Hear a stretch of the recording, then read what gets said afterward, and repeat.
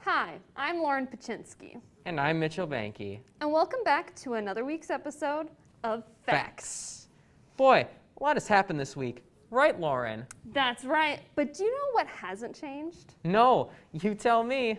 Free Smoothie Day on September 8th at 9 a.m. Wow, that's tomorrow. Yes it is. Get your coupon in room CS 118. Well, is there anything else exciting happening on campus this week? You bet there is. The fall picnic will take place on Thursday, September 9th from 11 a.m. to 1 p.m. at the Student Center Patio. Use your mobile ID to get a free tailgate lunch. The Packers played this Sunday after all. Wow. I'm not sure what to think about sports after that Badgers game last week, though. Why? What happened? Well, last Sunday, Penn State beat the Wisconsin Badgers 16-10. While the Badgers started out fine, they rapidly fell apart, consistently fumbling the ball and throwing interceptions. The Lions' defense stood strong and turned the late game into their favor, while Wisconsin ultimately fumbled their way into oblivion. I'm not mad. I'm just really disappointed. Well, don't be surprised if you find your tire slashed on the way out talking like that. They've had as much chance of winning that court case as the Badgers had winning that stupid game. What else do we have on the dock? Well, the aftermath of Hurricane Ida has left the entire East Coast in a state of devastation following its landfall in Louisiana on Sunday of last week. Over 600,000 people were left without power or shelter, and the effects reached all the way to New York City, which experienced record flooding and massive property damage due to torrential rains.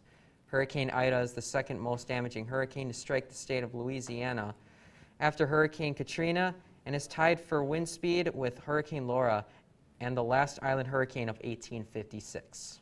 The situation is as sad as the one in Afghanistan. Well, what's going on over there now? The last of the resistance in Afghanistan suffered a severe loss recently. On Monday, the Panjshir Valley was taken over by the Taliban, leaving Afghanistan under full Taliban control. At the moment, there is no clear plan for the government.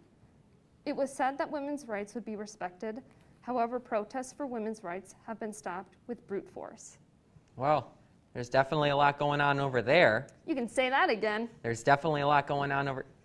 Is there anything less serious going on in the world? Well, I'll see what I can dig up. Oh, yes. A skeleton of the world's largest Triceratops is going up for sale. Named Big John, this prehistoric specimen was unearthed in 2015 from the Hell Creek Formation in South Dakota at over 26 feet in length. It's no wonder why they call it Big John. The skeleton is expected to sell for between $1.4 and $1.7 million. Bidding will begin on October 21st at the Daewoo Auction House in Paris, France.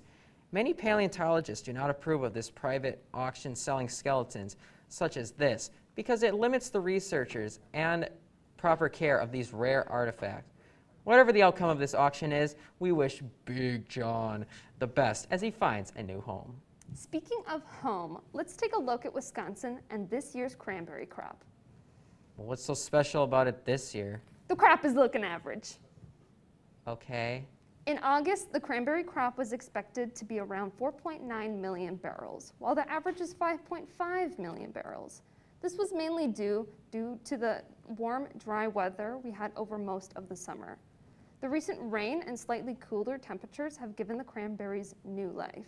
The crop is now expected to reach the average of 5.5 million barrels and possibly even surpass it. This number has not been reached in the last 2 years. Holy moly! I know, that's a lot of cranberries. Wisconsin actually produces around 60% of the entire country's cranberry crop. Well, the more you know. Well, the more, the better. Tune in next week for more Facts.